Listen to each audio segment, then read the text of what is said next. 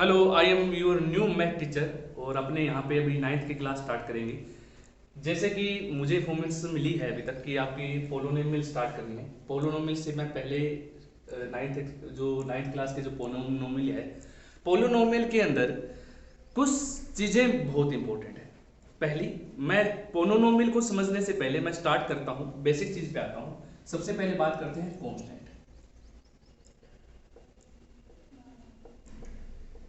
पहले आपको ये पता होना चाहिए कांस्टेंट क्या होता है।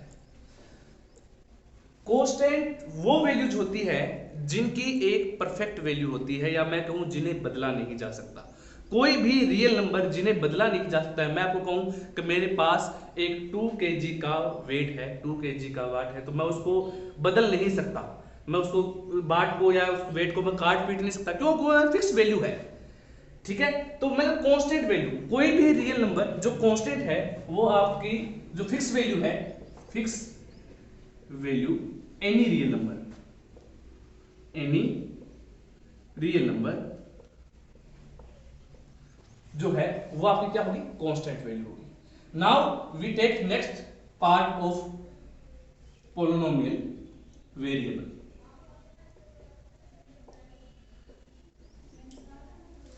कांस्टेंट को बदला नहीं जा सकता, कांस्टेंट को चेंज नहीं किया जा सकता, लेकिन बात करें वेरिएबल्स की तो वेरिएबल्स को अपने बदला जा सकता है।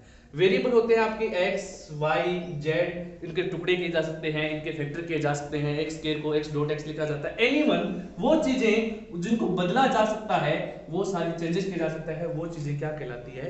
वेरिएबल कहलाती है। अब मैं कांस्टेंट और वेरिएबल की बात करता हूं। मेरी बात ध्यान से सुनना, very important topic. Constant value होती है, कई स्टूडेंट कहते हैं कि सर इक्वेशन है ax प्लस में b इक्वल टू 0, ये आपकी एक इक्वेशन हो गई, तो सर ये b क्या है? अब ये कांस्टेंट है कि नहीं? मैं कह दूं कि सर ये कांस्टेंट है, मैं कह दूं ये आपकी वैल्यू क्या है? कांस्टेंट है। तो सर ये रियल नंबर कहां है? मैंने तो कहा कि fix value of any real number, तो ये रियल नंबर क्यों नहीं है? ये जो पोजीशन होती है, ये जो वैल्यू होती है, ये जनरल सॉल्यूशन होता है। एक जनरल सॉल्यूशन के थ्रू ये क्वेश्चन आए थे, और जनरल सॉल्यूशन में ए बी सी डी कोई भी आप अपनी तरफ से कांस्टेंट वैल्यू लेके चलते हैं, लेकिन जब कांस्टेंट वैल्यू के काउंट करने की बारी आती है, जब आपने लिखा जाता है कांस्टेंट वैल्यू क्या है, तो इसी टाइम में लिखा जाता है fix value of any real number. अब अपने बात करते हैं वेरिएबल एक्स वाई जेड जिनके आप चेंज किया जा सकता है। जब वेरिएबल और कांस्टेंट दोनों आपस में मिल जाते हैं, मैंने अभी एक इक्वेशन लिखी ए एक्स प्लस में बी, क्या यहाँ पे ए क्या है? ए सर कांस्टेंट है, और x यहाँ पे क्या है? सर x यहाँ पे वेरिएबल है। तो कांस्टेंट और वेरिएबल, कांस्टेंट और वेरिएबल जब दोनों एक साथ आते हैं, तो मैं कांस्टेंट को वेरिएबल का कोफिशिएंट कहूंगा। क्या कहूंगा? कोफिशिएंट। तो मैं ये कह सकता हूं कि ये जो a है ना, ये आपके वेरिएबल का कोफिशिएंट है, या ये a जो है वो x का कोफिशिएंट है। ये चीज आपको समझ में आ गई? अब अपने चलते हैं आगे नेक्स्ट टॉपिक पे, ध्यान दें।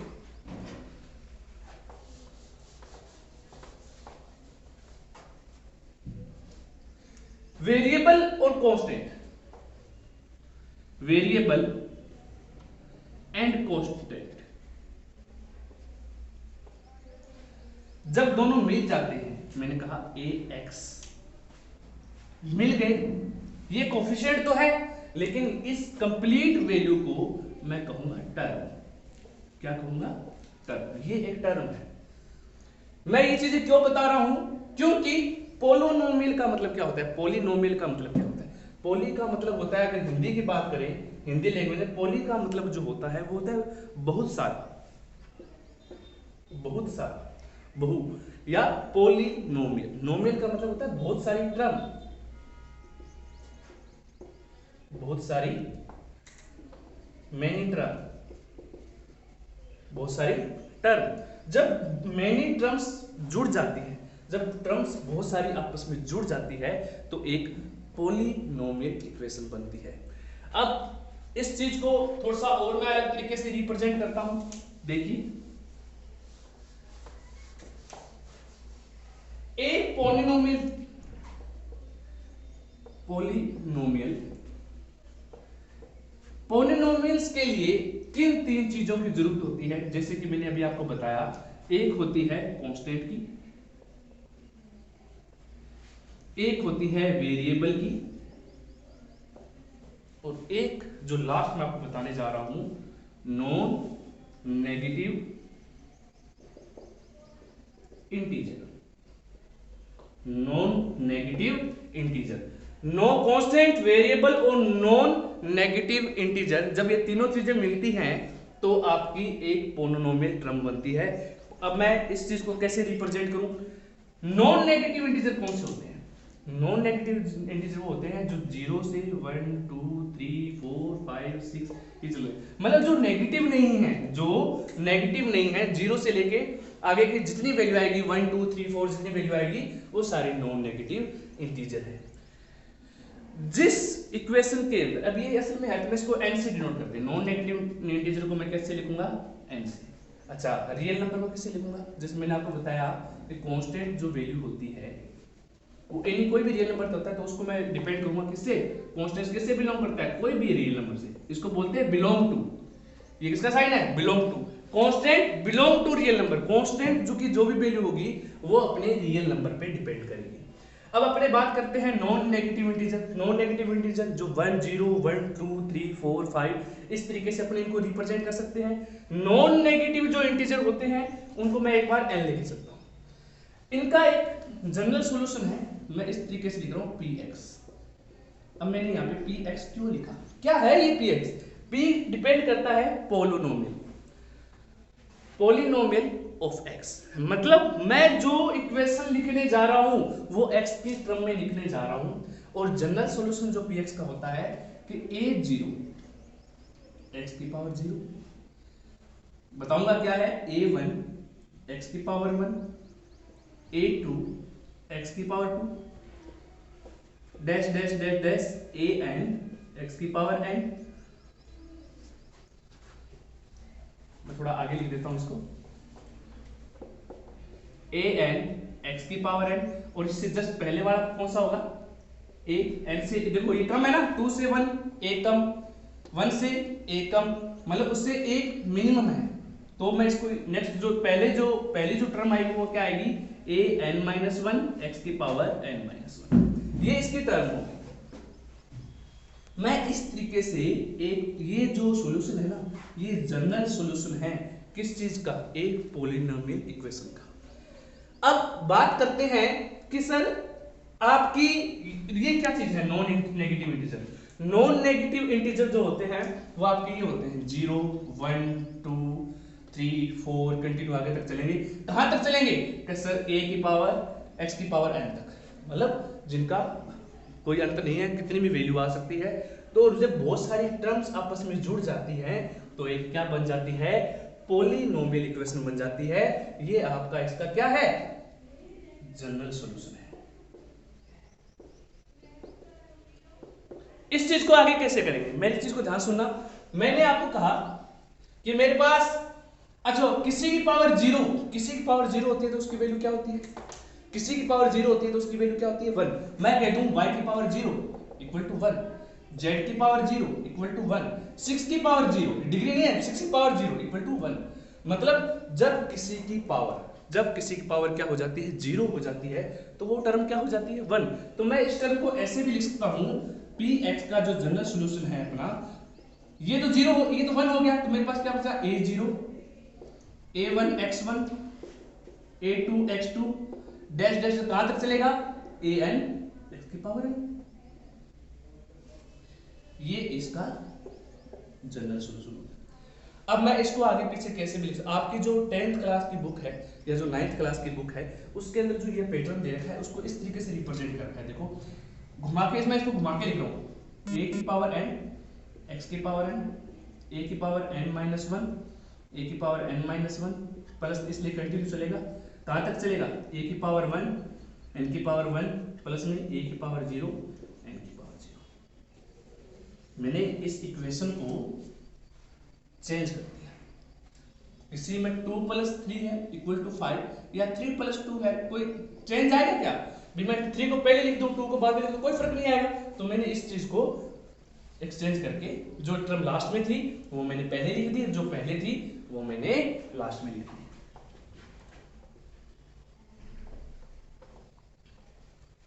यहां पे ये x है। अब मैं चलता हूं नेक्स्ट टॉपिक पे। ये स्टूडेंट साथ साथ में ये उतारते रहे, कवर करते रहे, जिनको ये नोट्स बनाने हैं साथ में कवर करते रहे। चलो नेक्स्ट आगे चलते हैं। ये आपका जनरल सॉल्यूशन पड़ा है यहाँ पे।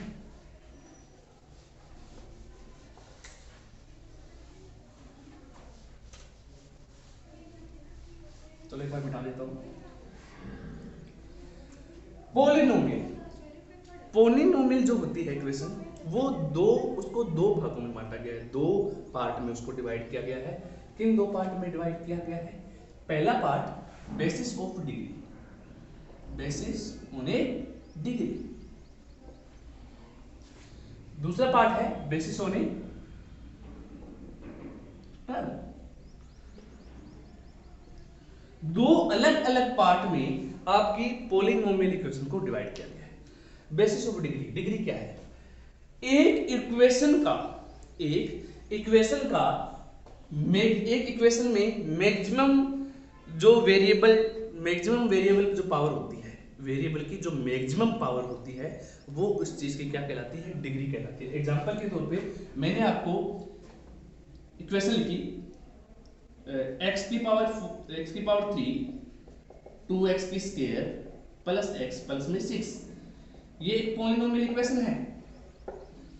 मैंने कहा इस इक्वेशन की डिग्री क्या होगी, तो मैं ये बोलूं वेरिएबल जो है, उस वेरिएबल की मैक्सिमम पावर क्या है यहाँ पे? क्या सर मैक्सिमम पावर यहाँ पे 3 है। मैक्सिमम पावर क्या है? 3 है। तो वो इस चीज की क्या हो गई? इसकी डिग्री कितनी हो गई? अच्छा, मेरी बात को ध्यान से सुनना। मैंने आपको एक चीज बताई, मैंने बताया नॉन नेगेटिव इंटीजर। मैं आपसे ये कह रहा हूं कि नॉन नेगेटिव इंटीजर, पहले अगर मैं इसकी पावर को ऐसे कर दूं, मेरी बात को सुनना, x की पावर 3 प्लस 2x की पावर माइनस 2 प्लस में x प्लस में 6, तो इसकी डिग्री क्या होगी? क्या इस पॉलिनोमियल इक्वेशन की डिग्री होगी? अब ऐसे कहें सर 3, दिस इज रॉन्ग। 3 इसकी डिग्री नहीं काउंट होगी। क्यों? क्योंकि ये पॉलिनोमियल इक्वेशन ही नहीं है। पॉलिनोमियल इक्वेशन की एक कंडीशन होती है, इक्वेशन क्या कहती है कि जो उसकी डिग्री है वो हमेशा नॉन नेगेटिव होनी चाहिए, तभी पॉलिनोमियल इक्वेशन होगी। अगर उसके अंदर नेगेटिव आता है, पावर में क्या आता है? नेगेटिव आता है, हाफ से p अपॉन q की फॉर्म आती है। जैसे एग्जांपल के तौर पे मैं आपको ये कहूं कि x की पावर 3 प्लस में 2 रूट x प्लस में 6, मैंने एक कंडीशन दे दी, तो x की पावर 3 2 रूट x है, तो x की पावर कितनी होगी? 1/2, 1/2। तो मतलब जब इरेशनल होगा, नेगेटिव होगा, इस तरीके की कोई भी कंडीशन आएगी ना, तो वो एक पॉलिनोमियल इक्वेशन नहीं होती। पॉलिनोमियल इक्वेशन वही होती है जिसकी डिग्री हमेशा 0 से लेके कहां तक चल रही है? 0 से लेके पॉजिटिव चल रही है, 1 2 3 तक कहीं भी जा रही है। ठीक है, अब अपने बात करते हैं इसकी डिग्री क्या होगी। अब यहाँ पे 2 होगा तो इसकी डिग्री क्या होगी? 3। मैक्सिमम डिग्री हमेशा वही होती है जो वेरिएबल की मैक्सिमम पावर होती है। अब मैं नेक्स्ट कॉन्सेप्ट पे चलता हूं।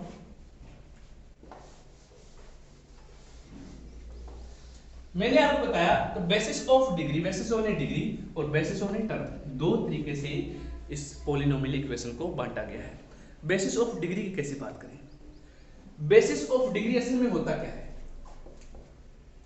कि मैंने कहा मेरे पास जनरल सॉल्यूशन है, मैं पहले यहाँ पे जनरल सॉल्यूशन लिखने जा रहा हूं। मेरे पास जनरल सॉल्यूशन है, क्या है? जैसे कि मैंने अभी आपको बताया कि a की पावर n, x की पावर n, फिर मैंने बताया प्लस में a की पावर n-1, x की पावर n-1, इसी तरीके से कंटिन्यू चलेगी ये, और मेरे पास आएगा a की पावर 1, x की पावर 1 और a की पावर 0, x की पावर 0। मैंने ये जनरल सॉल्यूशन लिख दिया, ये मेरा क्या है? एक जनरल सॉल्यूशन है। अब मैं बात करता हूं on the basis of degree. अगर किसी चीज की डिग्री 1 होती है, अगर किसी चीज की क्या है?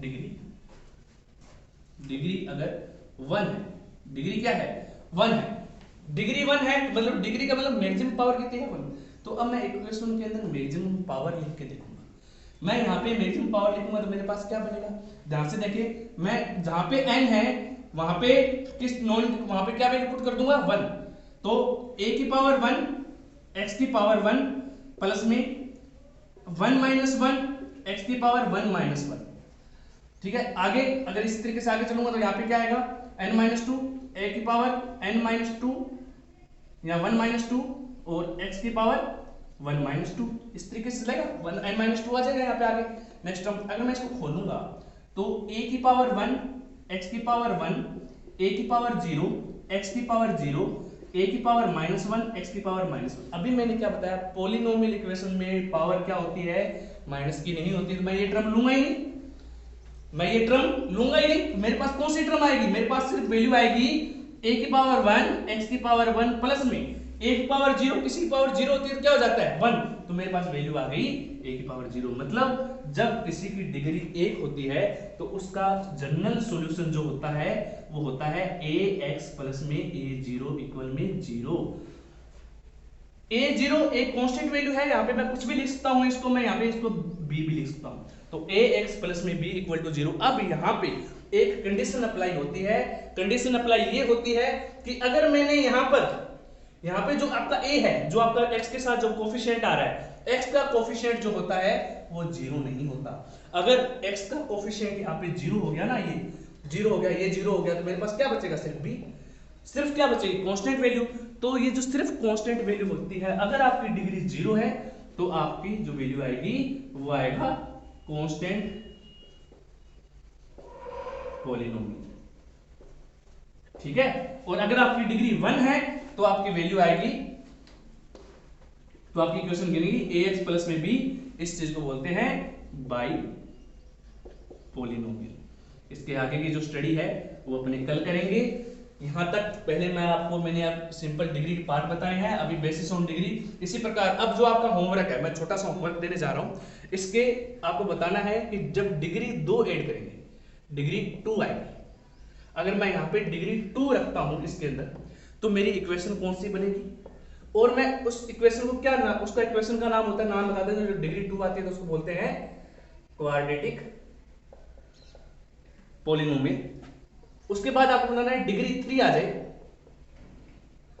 तो इसकी इक्वेशन क्या बनेगी डिग्री 3 की, उसको बोलते हैं अपने क्यूबिक पॉलिनोमियल।